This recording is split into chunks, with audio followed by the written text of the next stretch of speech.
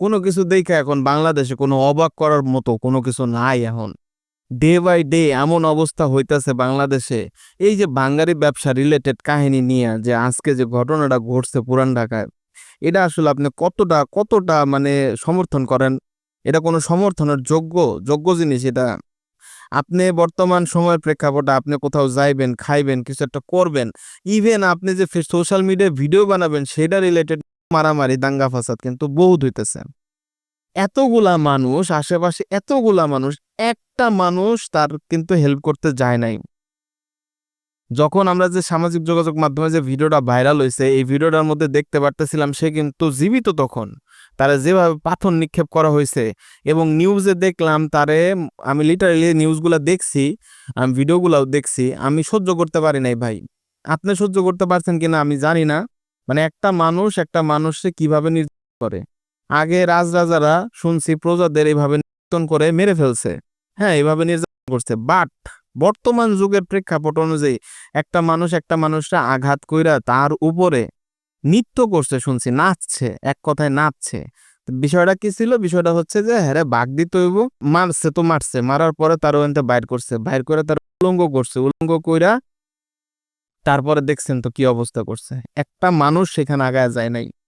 তাহলে বুঝেন, আমরা যে অভ্যুত্থান বলি, গণ অভ্যুত্থান বলি, আমরা যে নির্বাচন, যাই হোক নির্বাচনের কথা কওয়া যাব না, আমরা যে বিভিন্ন রকমের মানে যে শোষিত সমাজ থেকে আমরা বের হয়ে একটা স্বাধীন সমাজের মধ্যে পড়ছিলাম, ভাবছিলাম, সেটা কি আসলে আমরা পড়তে পারছি?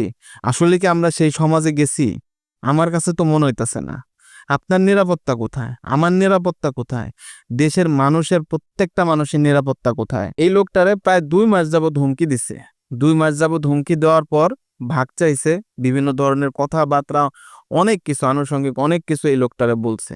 এখন বলার পরবর্তীতে সেই লোকটা তাদের কথায় রাজি হয় নাই, বিধায় তার পরিণতি এরকম হইল। পরবর্তীতে সোশ্যাল মিডিয়ায় এখন যে অবস্থা, সোশ্যাল মিডিয়া ভাইরাল না হইলে কোনো কিছু সঠিক বিচার বা গ্রেপ্তার এই ধরনের কোনো কিছু হয় না, যেটা এখন দেখতেছি আর কি। তো এই জিনিসটা পরবর্তীতে ভাইরাল হওয়ার কারণেই কিন্তু পুলিশে যাইয়া হ্যাগরে ধরছে। মনে হয় দুইজনরা আমি নিউজে দেখলাম, দুইজনরে ধরতে পারছে, মানে লাস্ট নিউজ পর্যন্ত আমি যেটা বলতেছি।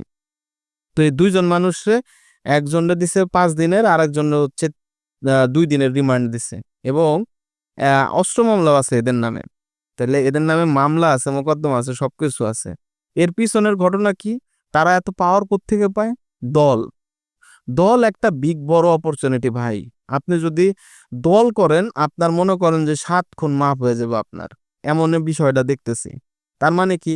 তার মানে আমাদের এখন সবাই দল করতে হইব। যে যে পারেন হে হে দলাদলি করেন, দলাদলি ছাড়া তো কিছু নাই। আমগো তো কোনো পারমাণবিক বোমা নাই ভাই, আমগো তো কোনো নিউক্লিয়ার উইপেন্স নাই।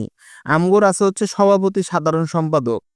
আমরা আছি দল নিয়ে, আমরা আছি নির্বাচন নিয়ে, আমরা আছি দেশটা আগানোর কোনো পথ চিন্তায় নাই। আমরা আছি হচ্ছে মানুষে কিভাবে চুইসা খাওয়া যায় সেই চিন্তায় আছি আমরা। সো এই ঘটনাটার যে দলগুলা আছে, এই দল কোন দল হইতে পারে, কেন হইতে পারে, সেই বিষয়ে আমি কোনো কিছু যাব না। তবে একটা জিনিস, মানে ডে বাই ডে মানুষ কিন্তু এখন আসলে সেই আগের রকম নাই যে মানুষ চুপচাপ থাকবে। যে গণ অভ্যুত্থান হয়েছিল, সেই গণ অভ্যুত্থানে কিন্তু এমন অনেক অনেক ভিডিও দেখছেন, যেমন সাধারণ মানুষ মরছে, তেমনি কিন্তু স্বৈরাচারের যে লোকজন ছিল তারাও কিন্তু মরে গেছে।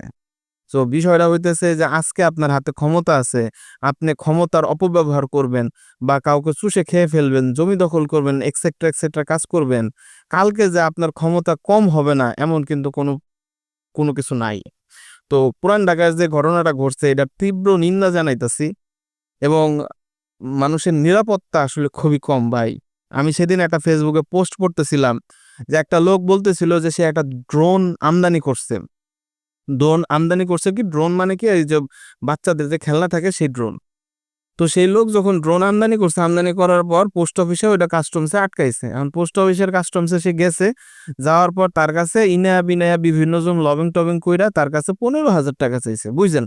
একটা 3,500 টাকার একটা ড্রোন, মানে খেলনা ড্রোন এক কথায়, এই ড্রোনের জন্য তারা কি দিছে, ইস্যু দিছে হচ্ছে যে আপনি এনে খেলনা উল্লেখ করছেন, মানে যে স্লিপ, ওই স্লিপের মধ্যে খেলনা উল্লেখ করছেন, এটা তো খেলনা না, এটা হচ্ছে ড্রোন। তো এটা হচ্ছে ওই ওই লোকজনের কর্মকর্তাদের বক্তব্য। তো যে লোকটা স্ট্যাটাস দিয়েছে যে আমি বাংলাদেশ ছেড়ে বিদেশ যদি চলে যাই এই একটা কারণেই যাওয়ার আমার উদ্দেশ্য মেন কারণ যে আমি এই কারণে আমি বাংলাদেশে চলে যাব 3,000 3,500 টাকার একটা খেলনা ড্রোনের যদি 15,000 টাকা কাস্টম চার্জ ফি দিতে হয় তাহলে বুঝেন তাহলে আমরা কোন দেশে আছি, আমরা কোন ভাবে সার্ভাইভ করতেছি। তো আমি এই ধরনের ভিডিও কখনো বানাই না বা বানাইতে চাই না। তো আমার কাছে মনে হয়েছে যে এই ধরনের সহিংসতা নৃশংসতা ভাই আপনি যদি চুপ থাকেন আপনি তাও মেরে যাবেন, আপনি যদি কিছু কন আপনি তাও মেরে যাবেন, মানে কিছু কইলেও মরবেন না কইলেও মরবেন। তো ওর থেকে ভালো কিছু কন, কিছু কইয়া একটু প্রতিবাদ দিয়ে মনোমানসিকতা তৈরি করেন, ভালোর দিকে থাকেন। সারা জীবন তো খারাপই করে গেলেন। যাই হোক, সবাই ভালো থাক। তো এইরকম বর্বরতা ভিডিও আসলে দেখা সহ্য হয় না ভাই, দেখা সহ্য হয় না। রাগ ক্ষোভ জিদ আমগো মনের মধ্যেও আছে, কিন্তু একটা মানুষকে মানুষ সেভাবে মাইরা তার উপরে নৃত্য করে তাও আবার, হ্যাঁ। এবং যে পর্যন্ত মৃত্যু পর্যন্ত নিশ্চিত না হইতেছে আরেকজন আবার কইতাছে ওই পাশ থেকে শুনতেছিলাম অডিওর মধ্যে যে মাথার মধ্যে মার, মাথার মধ্যে মার। কিরকম নৃশংসতা চিন্তা করেন, হ্যাঁ।